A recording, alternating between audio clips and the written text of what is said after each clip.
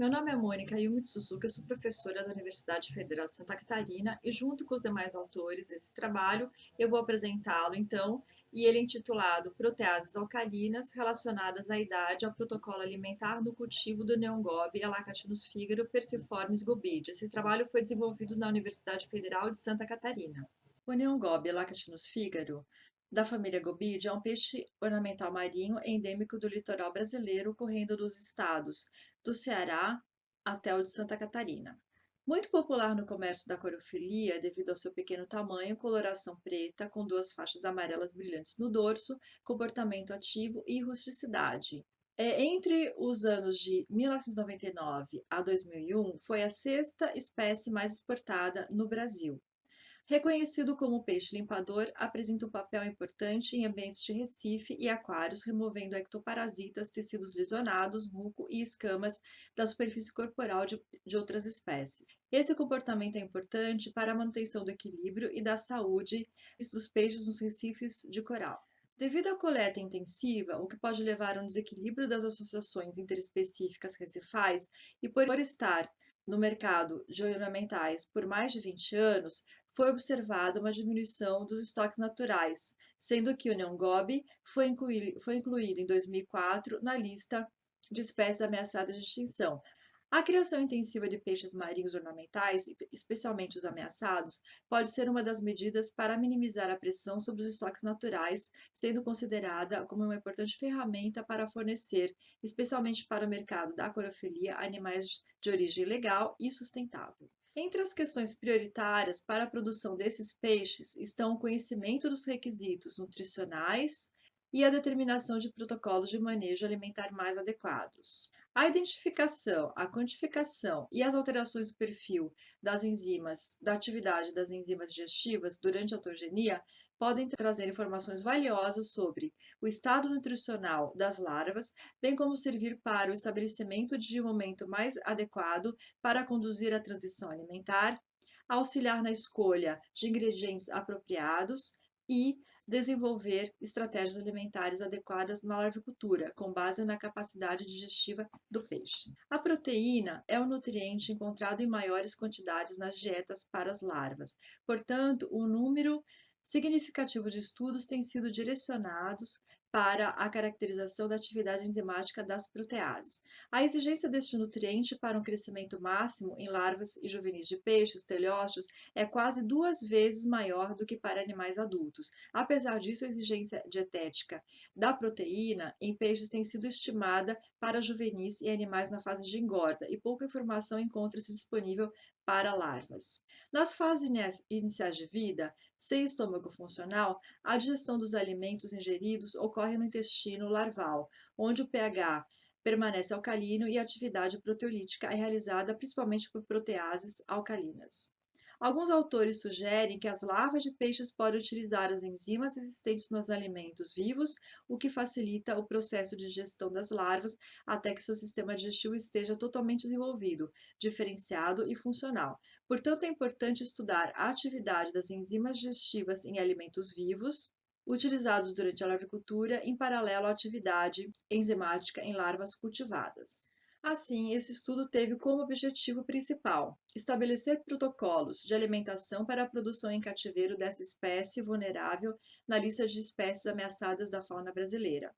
Como específicos, quantificar a atividade de proteases alcalinas totais durante 4 estágios importantes de vida, considerando as diferentes dietas que compõem o protocolo de alimentação da espécie, e determinar a atividade das proteases alcalinas no alimento vivo e no peixe, mostrando assim a contribuição das proteases exógenas. Material e métodos. As etapas de reprodução, larvicultura, foram conduzidas no Laboratório de Peixes Ornamentais Marinhos, LAPOM, e a enzimologia realizada no Laboratório de Enzimologia Aplicada da Universidade Federal de Santa Catarina.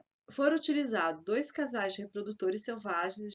O manejo dos reprodutores foi realizado conforme Meirelles et al. 2009. A quantificação da atividade da protease alcalina do neongobe em diferentes idades foi realizada segundo, então, esse protocolo de alimentação baseado em Meirelles et al. 2009, onde o suprimento de artêmia inicia-se com 18 dias após a eclosão. Nos tanques de larvicultura, houve adição de microalgas Nanochloropsis oculata, sendo que essa adição acompanhou o fornecimento de rotíferos Brachionos sp. Aos 18 dias após a eclosão, iniciou-se o fornecimento de náuplios de artêmia e após metanáuplios enriquecidos. Aos 27 dias, iniciou-se o fornecimento de ração de pequeno tamanho e a partir então dos 90 dias foi fornecida ração de manutenção. A amostragem dos animais ocorreu então nesses 4 estágios de desenvolvimento, com 3 dias, 22 dias, 41 dias e 180 dias. Em cada idade amostral, os peixes foram capturados e sacrificados através de choque térmico. Em seguida, foram secos, medidos e pesados. Por fim, foram devidamente embalados e armazenados em menos 18 graus para determinar a atividade das proteases alcalinas totais. Para obter os homogenatos, para determinação enzimática, um pool de larvas inteiras foi utilizado aos 3 e 22 dias após a eclosão, devido ao pequeno tamanho larval. Animais com 41 dias, a cauda e a cabeça foram desprezadas, enquanto os animais com 180 dias, o trato digestório foi removido. Amostras de 715 mil rotíferos e 100 mil náuplios de artêmia foram congeladas para posterior determinação enzimática.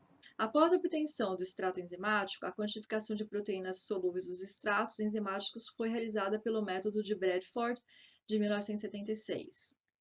A quantificação das proteínas alcalinas totais foi realizada segundo Garcia Carreno et al. Em 1997. A contribuição da atividade de proteases alcalinas exógenas no trato digestório de uma larva de neon foi expressa em percentagem, calculando-se, então, por essa fórmula que está aqui. A análise estatística foi usado, então, a nova, com o nível de significância de 5%, e quando presentes diferenças estatísticas, foi utilizado em um teste de Tukey. Como resultado de discussão, o crescimento, podemos observar que o neon gobi, desde a fase larval até a fase adulta, apresentou comprimento variando de 0,2 centímetros, com 3 dias após a eclosão, a 3,2 centímetros, com 180 dias após a eclosão. Quanto ao peso corporal, houve um aumento de 395 vezes o seu peso inicial, que era de 0,001 gramas, durante o mesmo período, apesar de ter sido observado um ganho de peso corporal lento até o 41º dia. O perfil das atividades específicas das proteases alcalinas totais, em função do desenvolvimento do neon gobi, mostrou que, nos primeiros 3 estágios amostrados, não houve diferença significativa entre eles. Em adultos, com 180 dias após a eclosão, a atividade específica das proteases alcalinas totais foi de 80 vezes maior e significativamente diferente da média das 3 fases iniciais.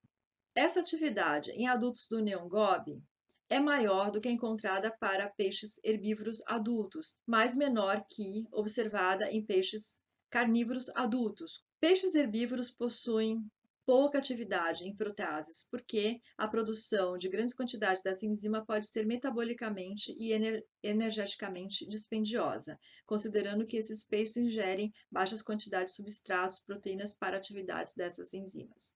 Ao contrário, peixes carnívoros apresentam alta atividade de proteases, pois esses peixes necessitam digerir suas dietas contendo alto nível proteico.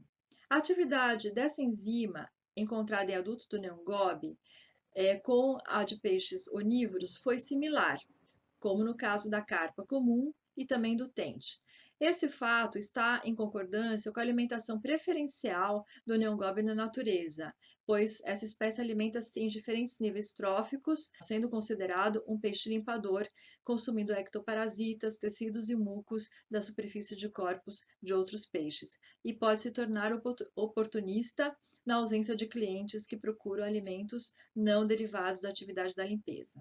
A contribuição da atividade da protease alcalina total dos alimentos vivos, rotífero e artêmia, consumido pelas larvas do neongobe em 3 e 22 dias após a eclosão, foi de 2 e 11% respectivamente, sugerindo que essas enzimas exógenas não contribuíram significativamente para a atividade enzimática total dessas larvas.